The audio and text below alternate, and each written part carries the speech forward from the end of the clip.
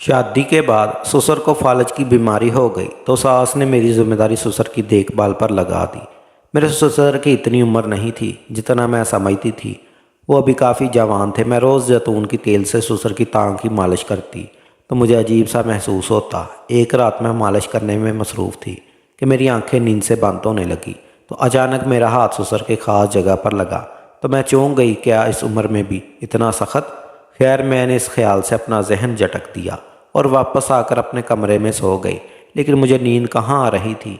पूरी रात मैं इसी सोच में थी कि अगर एक बार अपने ससुर से नहीं ऐसा नहीं हो सकता। लेकिन फिर मैंने फैसला किया कि एक बार देखूं तो सही, इसमें हर्ज ही क्या है, कौन सा किसी को पता लगेगा। इस रात मैं पूरी तैयारी में थी। मैंने तंग कपड़े पहन रखे थे। जब सब सो गए तो मैं तेल हाथ में लिए ससुर के कमरे में दाखिल हुई। उनके सामने बैठकर जब मैंने टांग की मालिश करनी शुरू की, मेरा हाथ ससुर के। मैं एक बड़े घर की बहू थी। मेरे वालिदैन बचपन में ही इंतकाल कर गए थे और मैं अपने दूर के रिश्तेदार की घर यतीमी की ज़िंदगी गुजार रही थी।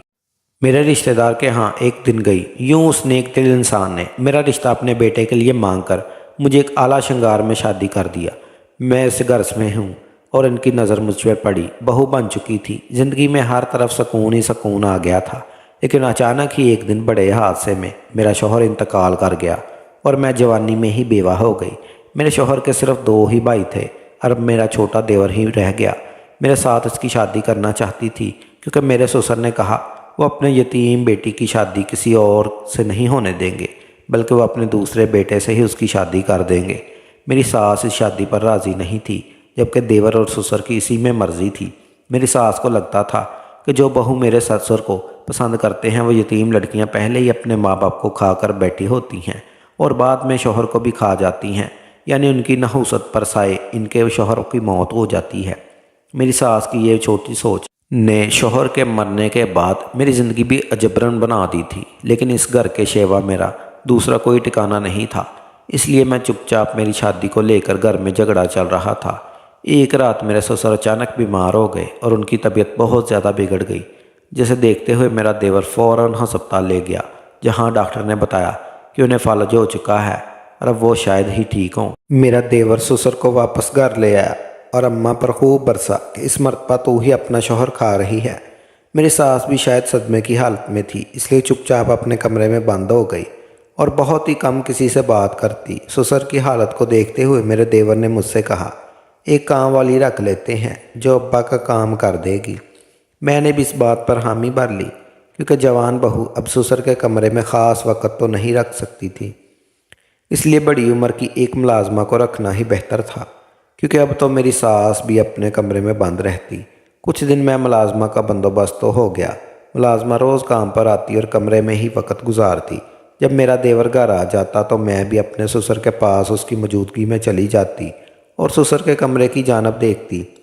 मेरे लिए ये बात बहुत हैरानकुन थी, लेकिन खामोश तमाशाई बनी हुई सब कुछ देखती रहती और आकर क्या कह सकती थी। एक दिन अपने इस दौर के रिश्तेदारों के घर गई, जिन्होंने मुझे बचपन में पाला पोसा था। मुझे घर से कॉल आई। फ़ोन पर मुलाजमा की आवाज़ थी, जो काफ़ी डरी सहमी हुई थी, पर उसने मुझे फ़ौरन घर आने का कहा। मैं उसी वक्त जल्दी जल्दी घर पहुंची तो मुलाजमा दरवाजे में खड़ी थी। उसने मुझसे कहा, मैंने यहाँ काम नहीं करना, इस घर में साया है, मेरा हिसाब किताब करे और मैं जाऊँ यहाँ से। मैं उसकी बात सुनकर परेशान हुई। मैंने से कहा, तफसील से बताओ क्या हुआ, लेकिन वो कुछ बताने पर आमादा नहीं हुई, बल्कि अपने पैसे छोड़कर जा रही थी। अचानक मेरी सास भी वहीं चली आई। उन्होंने पैसे निकाल कर मुलाजमा को दिए और वो फारग हुई। ये देखकर मैं बहुत हैरान हुई। ये तो कमरे से निकलती ही नहीं, मगर आज कैसे दरवाजे पर आ गई। लेकिन मैं मज़ीद कुछ कही, चुपचाप घर से अंदर चली गई और अपने ससुर के लिए खाना बनाकर उनके कमरे में ले जाने के लिए ट्रे तैयार की तो मेरी सास भी किचन में पहुंच गई। इन्हें किचन में देखकर मेरा दिल ही दिल में मज़ीद हैरान हुई। अभी मैं इनके आने का मकसद ही तलाश कर रही थी कि बोल उठी, ये खाना मुझे दे दो, मैं ले जाती हूँ, मैं खिला दूँगी। मैंने बगैर कोई दूसरा लफ्ज़ कहे बर्तन उन्हें थमा दिए और ख़ुद कमरे में चली आई। शायद आज का दिन ही एक के बाद हैरानकुन मंजर देखने वाला था। उस दिन के बाद वो ससुर के कमरे में खुद जाने लगी थी। मुझे लगा इन्हें भी अपने शौहर का एहसास हो चुका है, इसलिए खिदमत कर रही हैं। मगर अब मेरे ससुर भी पहले से ज़्यादा कमज़ोर हो गए थे اور اب दिन ब दिन इनकी सेहत गिरती जा रही थी। एक दिन मेरे देवर ने अम्मा से कहा वो शादी करना चाहता है ताकि इसकी बीवी आए और घर में एक मज़ीद औरत की कमी भी पूरी हो। मेरी सास ना कुछ कहे मेरे देवर की शादी पर राज़ी हो गई और दिन रात इसकी शादी की तैयारियों में लगा दी। कम ही अरसे में मेरी सास ने मेरी शादी की सबसे कम दिलचस्पी मुकम्मल करके अपने बेटे की शादी कर दी और मेरी नई देवरानी शादी करके ससुराल आ गई। मेरी देवरानी बहुत मासूम और सादा मजाज थी और हर किसी को बात पर सर झुका देती और ज़माने की चालाकियों से बिल्कुल भी नहीं आती थी। सास ने नई दुल्हन को आते ही ससुर के कमरे में खिदमत पर लगा दिया और मेरा देवर भी अपनी बीवी को यही तलकीन करता कि वह अपने बीमार ससुर की खिदमत दिलो जान से करे। मेरी देवरानी हर वक्त ससुर के कमरे में रहने लगी थी। मेरी सास ने एक मरतबा फिर से अब कमरे से निकलना बंद कर दिया था और ससुर की सारी जिम्मेदारी मेरी देवरानी पर आ गई थी, जिसे वो खुशी सलूबी से निभा रही थी। इन्हीं दिनों मेरा देवर अपने एक दोस्त के घर ले आया और घर का ऊपर वाला पोर्शन किराए पर दे दिया। मेरी सास ने उस पर बात इतराज़ किया तो मेरे देवर ने कहा घर का खर्च बढ़ गए हैं और अब्बा की दवाइयाँ भी महंगी आ रही हैं, इसलिए हमें इजाफी आमदनी की ज़रूरत है। वैसे भी ये लड़का इसका बचपन का दोस्त है और देखा भला है। सास ने देवर की बात सुनी तो खामोश हो गई और अपने कमरे में चली गई। दूसरे दिन मेरे देवर ने मुझे कमरे में आकर बताया कि उसका ये दोस्त पहली मरतबा घर से दूर आया है, इसलिए खाना पकाना नहीं जानता। अब से इसका खाना भी हमें बना कर देंगे। मैंने अपने देवर की बात पर हामी भर ली। फिर रोज़ाना उसके दोस्त का भी खाना बनाने लगी। जब मैं खाना बना लेती तो मेरे देवर उसे पहुंचा देता। एक दिन बहुत तेज़ बारिश हो रही थी और मैं अपने कमरे में बैठी थी कि दरवाज़े पर दस्तक हुई। घर वाले तो अपने कमरे में आराम कर रहे थे, तो रात के इस पहर कौन हो सकता था। मैंने उठ के हिम्मत दिखाते हुए दरवाज़ा खोल दिया तो सामने मेरा देवर का वही दोस्त खड़ा था जो ऊपर वाले हिस्से में रह रहा था। इतनी तेज़ बारिश और ठंड में वो मुकम्मल भीग चुका था और जल्दी जल्दी माजरत करता हुआ अपने कमरे की तरफ चला गया। पीछे खड़ी मैं उसके दिल में हमदर्दी के जज्बात लिए फ़ौरन किचन की जाना पड़ी और चाय बनाकर उसके लिए जाने लगी। इतनी ठंड में एक इंसान के लिए मेरे दिल में हमदर्दी और एहसास के जज्बात पैदा होना फितरी था। चाय लेकर ऊपर वाले पोर्शन में गई तो सामने ही वो अपने गीले कपड़े सुखाने की कोशिश कर रहा था। मुझे आता देखकर एक लम्हे के लिए वो ठठक गया। कदम तो मेरे भी डगमगाए, लेकिन मैं पूरे एतमाद से आगे बढ़ी और चाय उसके सामने पेश की। मेरे हाथ में चाय देखकर उसे इतने शुक्र उम्मीद लहजे में कहा। इस वक्त चाय की सख्त तलब हो रही थी। मैं भी चाय देकर जल्दी से नीचे आ गई कि कहीं कोई देख ना ले। और फिर उस दिन के बाद मैं उस लड़के के गिरदारी तौर पर बहुत सोचने लगी थी, क्योंकि वो शक्ल व सूरत से मेरे मरहूम शौहर से कहीं ज़्यादा अच्छा और पुरकशिश था। मैं अक्सर ही उसके लिए कुछ ना कुछ बनाकर ऊपर ले जाने लगी और यूं हमारे दरमियान अजनबियत की दरवारें गिरकर बेतकल्फ़ी बढ़ने लगी। इधर मेरी सास का वही रवैया था, कमरे में बंद रहना, जबकि मेरी देवरानी ससुर की खिदमतों में मशगूल रहती। दूसरी तरफ मेरे देवर के अंदाज़ व तौर भी उसे बदलते जा रहे थे। ना जाने कि वो अब अपनी बीवी से नाराज़ रहने लगा था। एक रात जब मैं उठकर अपने देवर के दोस्त को मिलने गई तो हम दोनों बैठे बातें कर रहे थे। अचानक मेरी देवरानी वहीं पर आ गई। उसे देखकर मैं और लड़का दोनों ही घबरा गए। वो लड़का फ़ौरन से पहले अपने कमरे में चला गया, वहीं रह गई। मेरी देवरानी ने अफसोस का इजहार करते हुए कहा वो ससुर के मैले कपड़े धोकर सुखाने आई थी, लेकिन ये सब देखकर उसे अफसोस हुआ। मैंने आगे बढ़कर देवरानी के पैर पकड़ लिए। वो ये बात किसी को ना बताए, वरना मैं कहाँ जाऊँगी। इस दुनिया में मेरा कोई है ही नहीं। मेरी देवरानी ने मुझे एक चांस और दिया और वह चली गई। उस दिन के बाद मैं मुहतात हो गई, लेकिन अब भी अपने देवर के दोस्त से राब्ता ख़त्म नहीं किया। अब ये मेरे बस में नहीं था। मैं उसे मोहब्बत करती थी और हमेशा मिलते रहना चाहती थी, बल्कि उसने मुझसे वादा किया था कि वो मुझसे शादी करेगा, मुझे यहाँ से ले जाएगा। बस कुछ दिनों की बात है, मगर अब मुझे अपनी देवरानी की तरफ से डर लगा रहता और किसी तौर पर भी यकीन नहीं आता। एक दिन मेरा ससुर से बाहर रहा तो मेरी देवरानी ने मुझे बुलाया और कहा आज ख़राब है, मैं आकर देख लूँ। जब कमरे में गई तो मुझे वाकई बहुत बीमार लग रहे थे और लगता था कि आज वो नहीं बचने वाले।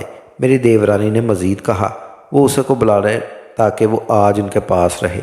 मैंने हामी भर ली और ससुर के कमरे से निकलकर सास के कमरे की तरफ जाने लगी, लेकिन ना जाने मेरे दिल में इस वक्त क्या ख्याल आया कि मैं वहीं से मुड़कर अपने कमरे में चली आई اور فوراً کمبل اوڑھ کر سو گئی۔ کچھ ہی دیر بعد میرے دیور کی قدموں کی آواز آئی۔ یقیناً وہ گھر واپس آ چکا تھا۔ میں اٹھ کر جھانکا تو وہ کمرے میں چکر کاٹ رہا تھا۔ مجھے آتا دیکھ کر اس نے اپنی بیوی کے بارے میں پوچھا تو میں نے دل میں سوچا یہی موقع ہے، لوہا گرم ہے، وار کر دینا چاہیے۔ میں نے اسے کہا جانتے ہیں سارا دن وہ نہ جانے اس کی کیا حرکات ہے۔ میرے دیور کے دل میں پہلے ہی بیوی کے لیے بدگمانی ٹپک رہی تھی۔ میری باتوں نے جلدی تیل کا کام کیا۔ وہ فوراً وہاں سے نکل کر اپنے باپ کے کمرے کی جانب گیا، لیکن اندر نہ جانے آسمان پھوٹ پڑا جب دیور نے دیکھا کہ زمین پر گرا ہوا ہے اور اس کی بیوی اس کے باپ کے اوپر جھکی ہوئی ہے۔ اس منظر کو میرے دیور کے ذہن نہ جانے کیا سمجھ گئے، قبول نہ کیا، اور میری باتوں کا بھی اثر تھا۔ وہ دوڑ کر اپنی بیوی کی طرف بڑھا اور اسے اپنے باپ پر دھکیل دیا۔ میرے دیور نے اپنی بیوی کو مارنا پیٹنا شروع کر دیا۔ میں ایک کونے میں کھڑی یہ سارا منظر دیکھ رہی تھی۔ شور شرابے کی بات سن کر میں بھی وہاں سے چلی آئی اور دیور کو روکنے لگی۔ وہ روکنے والا نہیں تھا۔ اس نے آؤ تاؤ نہ دیکھا، اپنی بیوی کو کھڑے کھڑے طلاق دے دی۔ یہ سب اتنا اچانک ہوا، کوئی سمجھ نہیں سکا، لیکن میرے دیور کی بیوی اب بھی رسوائیاں پیش کر رہی تھی اور میری طرف امید بھری نظروں سے دیکھتے اس نے کہا میں انہیں لوگوں کو بتاؤں گی کہ سسر کی موت کے قریب تھی، اس لیے میں نے ساس کو بلانے بھیجا، لیکن جب میں واپس نہیں آئی تو وہ سسر کو اٹھانے کی کوشش کرنے لگی، جس کے نتیجے میں وہ وہیں گر گئے۔ لیکن میں اس لمحے سے صاف مکر گئی اور اپنے دیور سے کہا یہ بہت دن سے اس گنونے فعل میں ملوث تھی اور میں ہی چپ چاپ یہ سب دیکھ رہی تھی کہ میرا سچ بولنے سے کوئی بھی یقین نہیں کرتا۔ میری دیورانی بڑی نظروں سے میری طرف دیکھنے لگی۔ اسے تو طلاق ہو چکی تھی، لیکن اس کے دامن پر لگا یہ بدنامی کا داغ میرے بیچ سچ بولنے سے مٹ چکا تھا، پر میں نے ایسا نہیں کیا۔ اسی دوران میرے دیور دوڑ کر اپنے باپ کو اٹھانے کی کوشش کی تو پتہ چلا وہ مر چکا ہے۔ شاید میرے سسر نے اپنے بیٹے کی حرکات کا صدمہ دل پر لگا لیا تھا۔ میری دیورانی اسی وقت گھر چھوڑ کر ہمیشہ کے لیے چلی گئی اور ساجد صاحب اپنے سسر کی تدفین میں مصروف ہو گئے۔ میری ساس عدت میں بیٹھ چکی تھی، لیکن میں نے محسوس کیا کہ وہ بہت پرسکون تھی۔ میری ساس کی عدت مکمل ہونے کے کچھ دن بعد ایک دوست اس سے ملنے آئی۔ میں اپنی ساس کمرے کے باہر کی جانب کھڑی ہو گئی، جہاں سے اندر کی آواز سنائی دے رہی تھی۔ میں نے کھڑکی کا پردہ ذرا سا سرکا لیا، جہاں سے اندر کا منظر صاف نظر آ رہا تھا۔ میری ساس خوش دلی سے باتیں کر رہی تھی۔ لگتا ہی نہیں تھا کہ کچھ مہینے پہلے اس عورت کا شوہر مر چکا ہے۔ کچھ دیر بعد میری ساس اٹھ کر اپنی الماری کی جانب گئی اور ایک چڑیا سی اپنے دوست کے تھما دی۔ میری ساس کے چہرے پر ایک پراسرار مسکراہٹ تھی۔ اگلے ہی لمحے میرے قدموں تلے سے زمین نکل گئی جب میری ساس نے اپنی دوست سے کہا وہ کام مکمل کر چکی ہے اور ایک تیر سے دو شکار ہو گئے ہیں۔ ایک طرف شوہر کی یہ دوائی ملا کر دینے سے بستر پر لگا دیا اور دن بہ دن انہیں کمزور کر کے ختم کر دیا، جبکہ دوسری جانب بہو کو بھی ٹھکانے لگا دیا۔ مجھے اپنے کانوں پر یقین نہیں آ رہا تھا کہ میری ساس اس حد تک بھی جا سکتی ہے۔ دوسری عورت جو کہ میری ساس کی دوست، اب وہ میرے بارے میں پوچھ رہی تھی، جس پر وہ عورت بتا رہی تھی کہ میں اسی گھر میں رہوں گی کیونکہ ایک ملازمہ کی بھی ضرورت ہے۔ اسی لمحے مجھے اپنی سنگین غلطی کا احساس ہو چکا تھا۔ مجھے اس دن اپنی دیورانی کے ساتھ یہ ظلم نہیں ہونے دینا چاہیے تھا اور بعد میں سچ بول کر اسے بچا لینا چاہیے تھا۔ میری ساس پر یقین نہیں آ رہا تھا، میری ساس اس حد تک بھی جا سکتی تھی۔ میں اس گھر سے اس لڑکے کے ساتھ بھاگ گئی تھی جس لڑکے کے ساتھ میں بھاگی تھی۔ اس کا اپنا بھی کوئی مضبوط ٹھکانہ نہیں تھا، اس لیے وہ رات مجھے اپنے دوستوں کے پاس لے گیا اور کہا آج رات یہی گزاریں گے، لیکن مجھے کچھ ٹھیک نہیں لگ رہا تھا۔ مجھے رات 4 بجے میری آنکھ کھلی تو مجھے خبر ہی نہیں ہوئی، اور جب صبح جاگی تب میرے زیورات والا بیگ غائب تھا اور وہ رات نہ جانے وہ کون سا چور لے کر گیا۔ میں نے جس لڑکے کے ساتھ بھاگی تھی اسے جگا کر ساری صورتحال بتائی تو وہ بھی حیران ہوا کون اٹھا کر لے گیا۔ لیکن ایک دن میرے ذہن میں خیال آیا میرے ہاتھ میں بیگ دیکھ کر اس کے دوستوں کو پتہ چل گیا ہوگا کہ بیگ میں ضرور کچھ سونا ہے، کیونکہ ہمیشہ گھر سے بھاگنے والی لڑکیوں کے پاس یہ سب ضرور ہوتا ہے۔ میں نے اس لڑکے سے کہا یہ سب تمہارے دوستوں کا کیا ہوا ہے، اگر وہ زیور نہیں ملا تو مشکل ہو جائے گی، ہمارے پاس پیسے کم ہیں، ہم گزارا نہیں کر سکتے۔ وہ لڑکا میری باتوں میں آ کر اپنے دوستوں سے لڑنے لگا، اس کے نتیجے میں انہوں نے ہمیں وہاں سے نکل جانے کا کہا۔ ہم دونوں وہاں سے نکل کر کسی نئے ٹھکانے کی تلاش میں مارے مارے پھرتے رہے۔ شام تک اس لڑکے نے مجھے کہا ایک عورت کے پاس کبھی نہیں رہا، اس لیے تم کہو تو وہاں لے چلوں، ہمارے پاس کچھ دن گزارنے کے لیے ٹھکانہ ہوگا۔ مجھے پتہ تو چل گیا تھا کہ میں بھاگ کر کتنی بڑی غلطی کر چکی ہوں، لیکن اس کے سوا کوئی دوسرا راستہ نہ بچا تھا، اس لیے میں فوراً مان گئی۔ مگر اگلے ہی لمحے اس لڑکے نے مجھے جو بات بتائی اسے سن کر میری روح کانپ گئی۔ اس نے کہا وہ کوئی ٹھیک عورت نہیں ہے۔ میں سمجھ گئی تھی، مگر فی الحال بھروسہ کرنے کے سفر پر میرے پاس اور کوئی راستہ نہیں تھا۔ ایسی جگہ پر نہ جانے کون مرد اچھے ہوتے ہیں، مجھے شروع سے احساس ہو رہا تھا۔ میں نے اب مجبوراً اندازہ کرتے ہوئے کہا، کچھ بھی ہو، بعد سے رات گزارنے کے لیے کہیں لے جاؤ، مجھے تم پر یقین ہے۔ اس طرح ہم دونوں اس عورت کے گھر پہنچ گئے۔ کیا تھا ایک رنگین خانہ جہاں پر ہر طرف رنگ برنگے لباس میں ملبوس عورتیں گھوم رہی تھیں، مگر میں چپ چاپ وہاں سب سے دیکھتی رہی۔ رات سونے کے لیے اس عورت مجھے ایک الگ کمرہ دیا۔ جب لڑکے کو اس کے اندر بھیج دیا مجھے بہت فکر ہوئی اور کہیں کہیں شک بھی کہ میرے ساتھ کوئی دھوکہ ہونے والا ہے۔ مجھے اب بھی یہیں رہنا ہے، جس کے لیے میں تیار نہیں تھی۔ میں نے اس عورت کے منتیں کی وہ مجھے یہاں سے جانے دے، لیکن وہ نہیں ماننے والی تھی۔ 2 دن بعد میں اپنے کمرے کی کھڑکی سے بیٹھی باہر کا منظر دیکھتے ہوئے اپنی قسمت اور غلطیوں کو کوس رہی تھی۔ اس عورت کے گھر ایک مانگنے والا سائل دروازے پر آیا۔ میں نے موقع دیکھ کر سائل کو کہا کہ اگر وہ مجھے یہاں سے نکال لے، میں مدد دے گا تو میں اسے بھاری رقم دوں گی۔ سائل یہاں آنے کا عادی تھا اور یہاں سے سب علم تھا، اس لیے اس نے میری بات مان کر اگلی رات مجھے اس کے گھر کی دیوار کو کود جانے میں مدد دی، اور یوں میں اس گندی جگہ سے باہر نکلنے میں کامیاب ہو گئی۔ میرے پاس ایک آخری سونے کی چین بچی تھی جو میری گردن میں پہنی ہوئی تھی۔ میں نے وہ نکال کر سائل کے حوالے کر دی اور خود آگے کی راہ لی۔ میرے پاس کوئی ٹھکانہ، کوئی تعلیم، کوئی پیسہ، سر چھپانے کی چھت تک کچھ بھی نہیں بچا تھا، اس لیے مجھے اس سائل کے کچھ دن پناہ مل گئی، اور اس کے کہنے پر آ کر میں نے بھیک مانگنا شروع کر دی، کیونکہ اس کے علاوہ مجھے کوئی مزید کام نہیں ملنا تھا اور باہر دنیا بہت خراب تھی۔ مجھے کبھی کبھی شروع سے احساس ہوتا کہ یہ سب میرے اس گناہ کی سزا ہے جو میں نے اپنی دیورانی اور مرحوم سسر کے خلاف جھوٹ بول کر کی، مگر میں پھر بھی خوش قسمت تھی کہ مجھے اپنی سچائی میں کچھ کہنے کا موقع اور معافی مانگنے کا موقع دنیا میں ہی میسر آ گیا تھا۔